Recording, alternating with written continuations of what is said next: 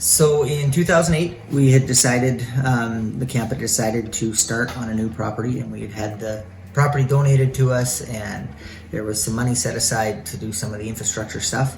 And so we decided to start then. And so over the next couple of years, some of our campers got to watch it get built, because we would go down to that property to use the waterfront. And so they got to watch some of that stuff happen.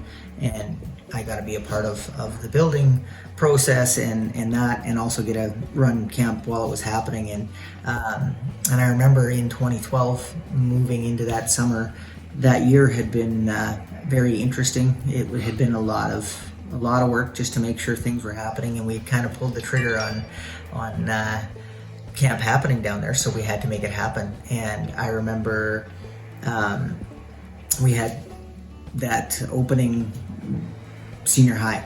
I remember the kids walking down the road, and I remember having to take my pouch off because we were still putting light bulbs in, putting bunks in the cabins as the kids were walking down the road. And Steph was our program director that summer, and she had been given very little to work with. I remember probably a month or two out, and her just being like, hey, where is this going to happen? How are we going to do this? How are we going to do this? And I remember just looking her straight in the eye and being like, I have no idea.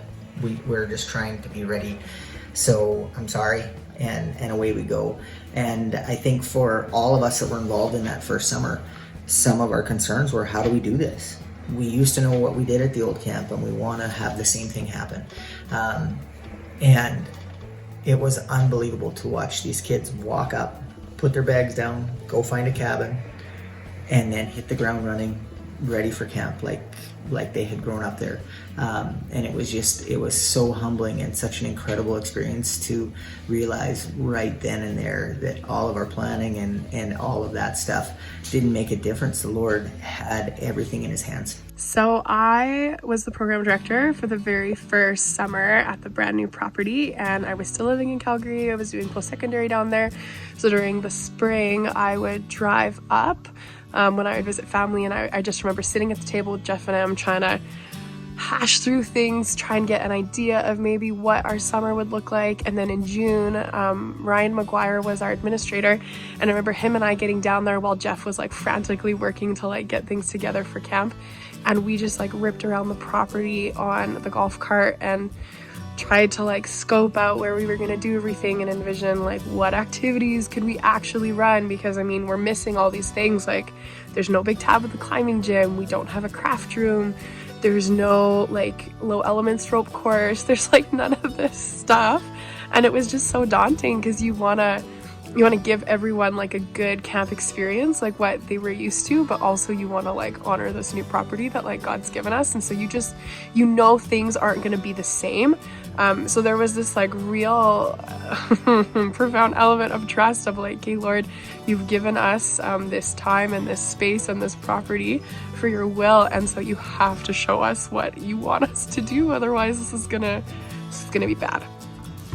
One of my most beautiful pictures of Living Springs is the whole idea that we build this beautiful new camp. And we're down there and we're cooking, and it is brown, stinky water pouring out of the hot water. And we're just sort of pretending this isn't happening, or this is completely normal when it's your first time cooking down at camp. Comes out later that it is full. The hot water tank, a little mouse had collected all Mingo's dog food and shoved it in the hot water tank and had his babies in there and all the grossness that comes with that. And then no one knew this, locked it up, hot water circulated, poured out of the hot water tank into the beautiful sinks where we washed the dishes and did the things. And I was like, this is it. We can build this beautiful camp and we can do all these awesome things. But it's just a reminder that the Lord is like, no, I had you in the gross, slimy, sewer-smelling, mouse-ridden dining hall over there, and I have you here, and none of this matters. And I love that the sewer still stinks outside the dining hall at the new camp, and I love that we're still covered in gravel, and you hear that crackliness when kids come out of the dining hall. You don't have that pause from the jump from the door slamming to the person hitting the ground at the old dining hall, but it's close. It's very, very close. For me, one of the most nostalgic things about camp, I think, is 100% the people.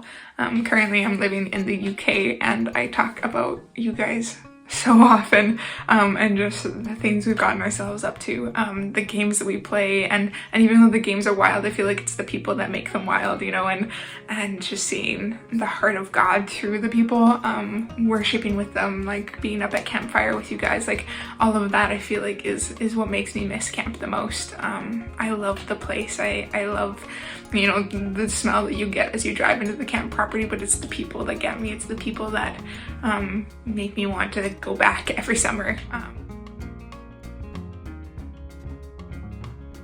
Significant memories for me would be the time Jeff and I held off the pirate invasion. It was a moving experience for me. I would just say that my faith really took root. I think I showed up in leadership, don't tell anyone, but I showed up in leadership having been recruited by Dale Enison. He didn't know this, but I was an agnostic, but I decided I was going to live my life like God was real, like the scriptures were real, and I was going to really trust the scriptures for a summer and just see what happened. And I would just say God blew my mind, and I saw him change me, and I saw him change people around me. One of the most significant memories I have of serving at Living Springs is conversations late at night on the chapel steps or the steps of the old office with kids that maybe we'd given up on or were really frustrated with, and finding out a little bit more about who they are and how we could show them who Jesus was, and then coming back years later and seeing those kids in roles of leadership. Watching how God allows all of us as just very ordinary people to take part in his work at Living Springs. So watching these young people willing to serve with no experience, oftentimes things that we do at camp, it's the very first time that we've ever done them. And we just saw God work through these young people in such an amazing way. What's been pretty significant for me about my time at camp, I wasn't this like long time camper. I did like 2 summers just because I was older, and then went like straight into staffing, which was sweet. And so when we moved back home, Calvin and I, in 2017, and I was coming on as staff, it was pretty neat to see Jeff and Em like raising their family down at camp. And then when we had Arlo, our oldest, in 2019, to see these kids that like we had been pouring into even back when I was in high school, to now turn that around to be in leadership and then to want to pour into our family and come alongside of us, was a really cool depiction of how like camp is not just a short time ministry thing. It is actually like, it's so much more. It's community, it's coming alongside each other and walking in discipleship. And it has just like absolutely blown me away at the Lord's faithfulness for us in this season of life and in ministry. Something that's been super cool for me to experience these past couple of years that I've staffed down at camp is to just sit with the campers as they process what they've been learning, whether it's through chapel times or cabin chats or just conversations with other people and staff members down there. And just how they realize that they can have a personal relationship with God.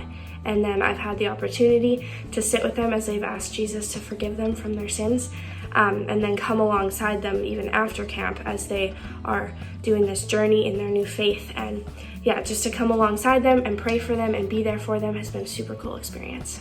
I was part of the leadership team that helped run the COVID camp in 2020, and I remember we had like 1 week to prep everything, and there were so many days that me and Jeff were in the dining hall just like planning away, and we got so exhausted, and like any random idea that came to Jeff's brain, I was like, yes, we can do that. And we were trying to figure out how to pull it off, and it was just like pure chaos and insanity. But I just do remember what it was like to be part of a team, all working together for the same goal, and just how close we could all become, and how tired we were, and how much fun we had all together. I personally love getting to come to camp. It is the most unique camp of any of the camps that I speak at. When I get to come to Living Springs, I get very excited. A little bit fearful because I'm getting older and I don't heal quite as fast as I used to. I still am convinced that your camp t-shirt should just say, I survived Living Springs, and then list all of the crazy games you play. Hawker, Org, J-Lube Knock Your Socks Off, Dodo, all of these physical, wild games, and just have them listed and allow kids to cross off the one in Sharpie that took them out, because some of those games are absolutely wild. No other camp I know plays all of the crazy games that you play. I'm just so thankful for the way that God used the leadership at LSBC. I'm thinking especially of Greg Pearson and the way he just discipled me and poured a lot of time into me those first few years that I was in leadership there.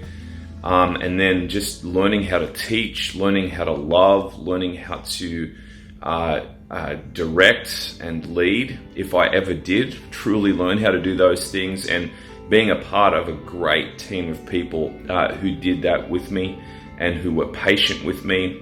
Sometimes they were, sometimes they weren't, and sometimes I was patient with them and sometimes we weren't. There was conflict. Having to work that conflict out was just such an important time in my life, such an important experience. It laid the bedrock and the foundation of what God did in my heart. I mean, we can celebrate 75 years of the Lord being faithful, but we can also plan on another 75 moving ahead. And that's a pretty exciting spot to be. I wish so much that you guys could follow us around down there and watch from the leadership side what we get to see and how exciting it is to watch the Lord work down there.